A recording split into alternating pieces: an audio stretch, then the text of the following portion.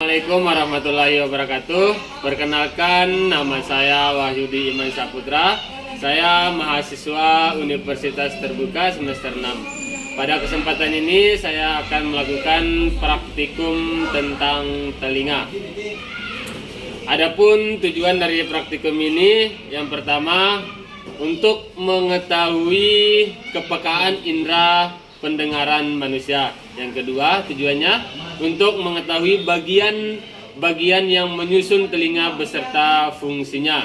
Dan yang ketiga, untuk menjelaskan peristiwa yang terjadi pada bagian-bagian telinga yang dilalui getaran suara dari suatu sumber bunyi. Yang pertama, percobaan struktur dan fungsi telinga. Bagian-bagian telinga yang pertama adalah bagian telinga luar. Dari telinga luar terdapat beberapa bagian. Ada yang pertama daun telinga. Daun telinga merupakan bagian telinga yang paling jelas terlihat dari luar. Daun telinga memiliki lekukan-lekukan khas yang berfungsi untuk mengumpulkan gelombang suara. Daun telinga memiliki struktur yang lentur dan elastis karena tersusun atas jaringan tulang rawan. Yang kedua, dari bagian telinga luar, yaitu saluran telinga, merupakan kelanjutan dari daun telinga yang menjadi saluran masuknya gelombang suara menuju organ-organ pendengaran di bagian dalam. Yang ketiga, dari bagian telinga luar, yaitu gendang telinga atau membran timpanik, akan bergetar ketika menerima gelombang suara yang datang. Getaran atau vibrasi dari gendang telinga akan diteruskan menuju tulang-tulang pendengaran. Bagian kedua dari bagian telinga yaitu telinga tengah. Telinga tengah memiliki beberapa bagian, yaitu tulang martil atau malleus. Merupakan tulang pendengaran pertama yang berbentuk seperti martil atau palu dan akan bergerak ketika ada getaran yang datang. Yang kedua dari bagian telinga tengah adalah tulang landasan atau incus, merupakan tulang pendengaran kelanjutan dari tulang martil. Tiga dari telinga tengah yaitu tulang sanggurdi atau stapes, merupakan tulang pendengaran ketiga dari telinga tengah. Ketiga tulang pendengaran tersebut memiliki satu fungsi pokok untuk menghantarkan dan memperkuat getaran suara yang datang. Bagian-bagian telinga yang ketiga adalah telinga dalam. Telinga dalam memiliki beberapa bagian. Yang pertama, jendela oval, merupakan membran berbentuk oval pada permukaan koklea. Jendela oval akan menerima getaran dari tulang sanggurdi dan meneruskannya menuju koklea. Yang kedua, dari bagian telinga dalam, rumah siput atau koklea, merupakan saluran berbentuk seperti rumah siput di telinga bagian dalam. Koklea mempunyai dua ruangan besar, yaitu saluran vestibuler di bagian atas dan saluran timpanik di bagian bawah, yang dipisahkan oleh ductus koklea yang berukuran lebih kecil. Selanjutnya, organ korti terletak pada ductus koklea. Organ korti mengandung sel reseptor telinga yang akan menerima getaran dan mengubah menjadi impuls listrik untuk dihantarkan ke otak. Selanjutnya, jendela bundar.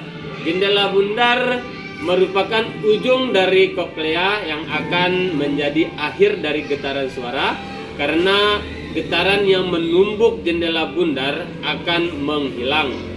Selanjutnya, vestibula terletak di belakang jendela bundar yang terdiri atas bagian sacculus dan utriculus yang berperan dalam mengatur keseimbangan tubuh.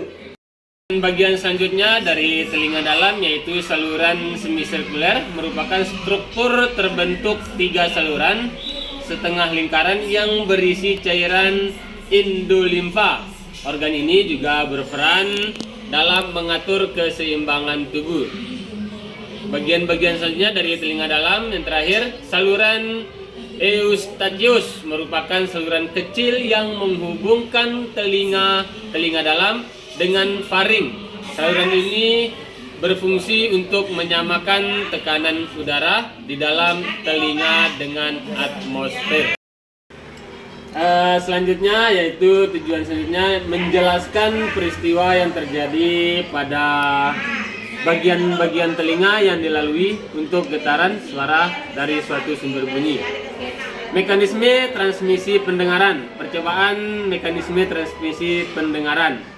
Proses pendengaran manusia melibatkan pendeteksian dan interpretasi gelombang suara oleh telinga. Dimulai dengan telinga luar, menangkap gelombang suara dan mengarahkannya ke saluran telinga. Gelombang tersebut kemudian menggetarkan gendang-gendang telinga sehingga menyebabkan tulang-tulang kecil di telinga tengah ikut bergerak. Gerakan-gerakan ini mengirimkan getaran suara ke koklea berisi cairan di telinga bagian dalam. Di dalam koklea, sel-sel rambut kecil mengubah getaran menjadi sinyal listrik yang dikirim ke otak melalui saraf pendengaran. Otak kemudian memproses sinyal-sinyal ini, memungkinkan kita merasakan dan memahami suara yang kita dengar. Tujuan selanjutnya yaitu untuk mengetahui kepekaan pendengaran indera seseorang.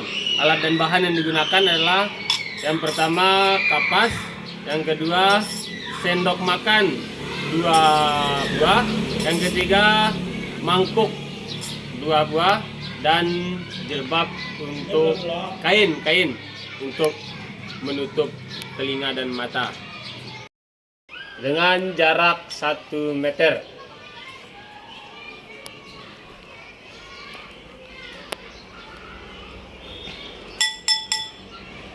Bagian kiri, bagian kanan, lanjut ke jarak 2 meter.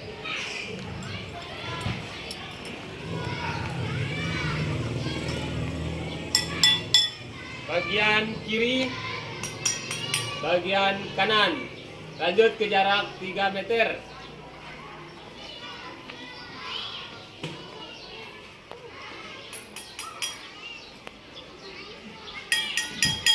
Bagian kiri, bagian kanan, lanjut ke jarak 4 meter.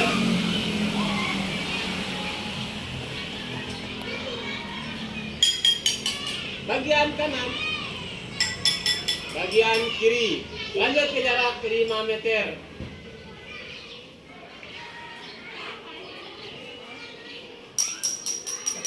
Bagian kanan, bagian kiri.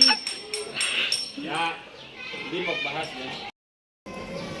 Dari praktikum yang sudah dilakukan tentang telinga, kita dapat menarik kesimpulan bahwa kepekaan indera pendengaran manusia yang pertama, berdasarkan hasil percobaan dapat disimpulkan bahwa kita masih dapat mendengar bunyi pada jarak 1 meter, 3 meter, bahkan 9 meter karena bunyi merambat melalui udara.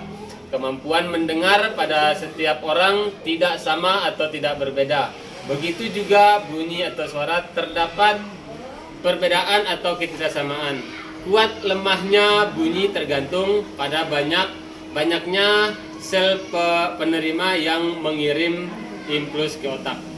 Yang kedua, struktur dan fungsi telinga. Telinga terdiri dari 3 bagian, kesimpulannya yaitu telinga bagian luar, telinga bagian tengah, dan telinga bagian dalam. Yang ketiganya memiliki fungsi dan peran masing-masing. Dan yang ketiga, proses pendengaran manusia melibatkan pendeteksian dan imprentasi gelombang suara oleh telinga. Dimulai dengan telinga luar menangkap gelombang suara dan mengarahkannya ke saluran telinga. Gelombang tersebut kemudian menggetarkan gendang telinga sehingga menyebabkan tulang-tulang kecil di telinga ikut bergerak. Jadi itulah praktikum tentang telinga. Terima kasih. Assalamualaikum warahmatullahi wabarakatuh.